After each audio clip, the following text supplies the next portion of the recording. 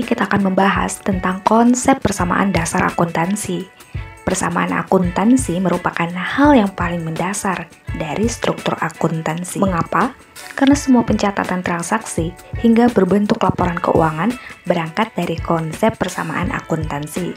Dengan memahami konsep ini, maka kita dapat mengetahui pengaruh dari suatu transaksi terhadap posisi keuangan perusahaan.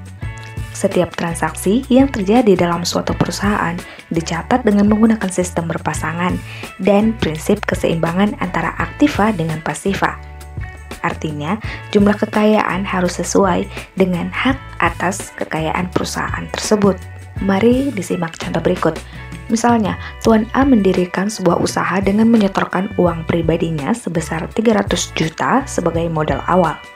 Kemudian, ia membeli satu buah mesin untuk membantu proses produksi menggunakan uang pribadi sebesar 150 juta dan dengan utang ke kreditor sebesar 100 juta.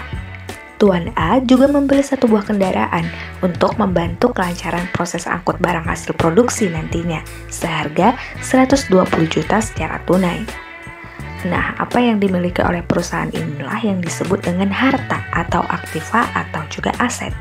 Dan dari mana sumber harta tersebut bisa berupa dari modal atau ekuitas, yaitu segala sesuatu yang dimiliki oleh pemilik dan juga bisa berasal dari utang.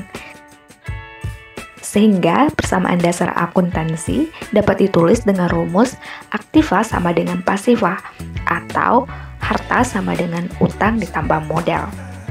Apa saja unsur-unsur yang akan dicatat dalam persamaan dasar akuntansi? Itu yang pertama adalah aset atau harta. Harta adalah kekayaan yang dimiliki perusahaan yang memiliki nilai uang dan akan mendatangkan manfaat di masa yang akan datang. Harta atau aktiva dibagi menjadi beberapa bagian. Yang pertama yaitu aktiva lancar atau current asset. Adalah kekayaan yang berupa uang tunai yang bisa dicairkan dalam jangka waktu kurang dari 1 tahun. Di antaranya ada kas, kemudian surat-surat berharga, kemudian piutang, persediaan, asuransi dibayar di muka, perlengkapan, dan lain sebagainya.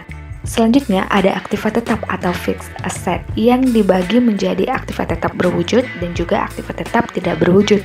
Aktiva tetap berwujud ini diperoleh dalam bentuk siap pakai atau dengan cara dibangun lebih dahulu yang digunakan dalam kegiatan perusahaan dan mempunyai masa manfaat lebih dari 1 tahun.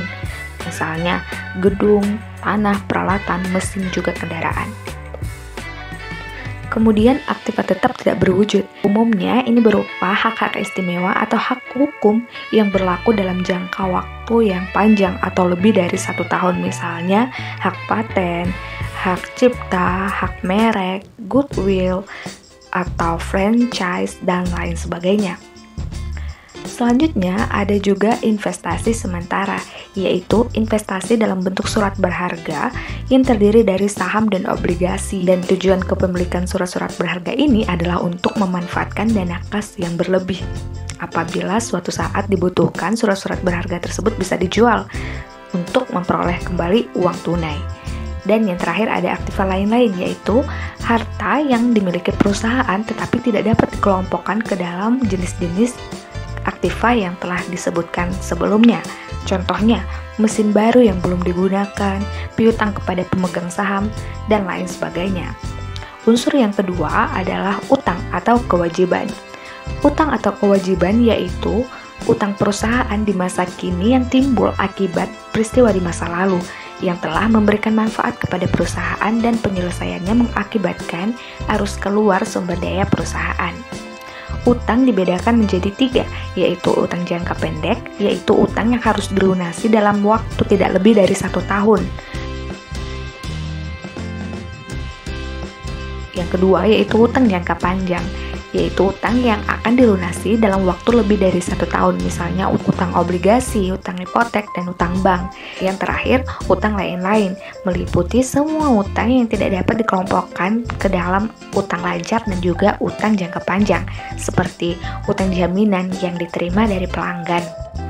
Nah, unsur yang ketiga adalah modal atau ekuitas, yaitu kekayaan pemilik suatu perusahaan yang ditanamkan ke dalam perusahaannya. Besarnya modal merupakan selisih antara harta dengan kewajiban. Dalam persamaan akuntansi terdapat akun-akun yang mempengaruhi modal seperti pendapatan, yaitu penerimaan yang timbul dari aktivitas perusahaan seperti halnya penjualan, penerimaan jasa, kemudian bunga, dividen, royalti, dan sewa.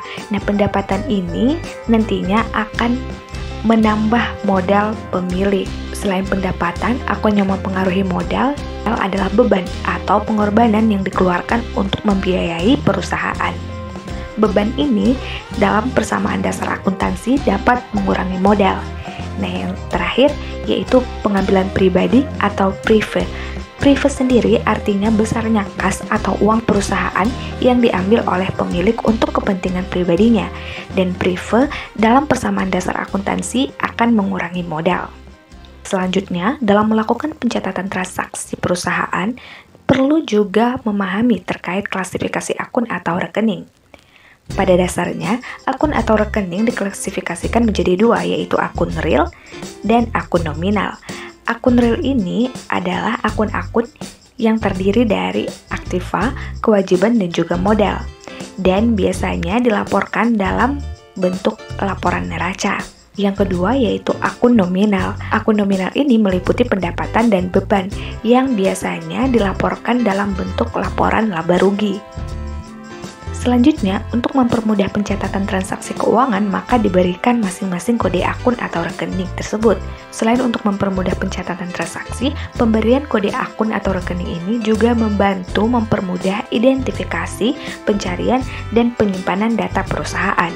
Pemberian kode akun atau rekening sendiri di setiap perusahaannya berbeda-beda sesuai dengan kebijakan yang telah ditentukan oleh setiap perusahaan. Kode akun atau rekening dapat dilakukan dengan 4 cara, yaitu dengan sistem numerial, sistem desimal, sistem mnemonik, dan sistem kombinasi huruf dan angka.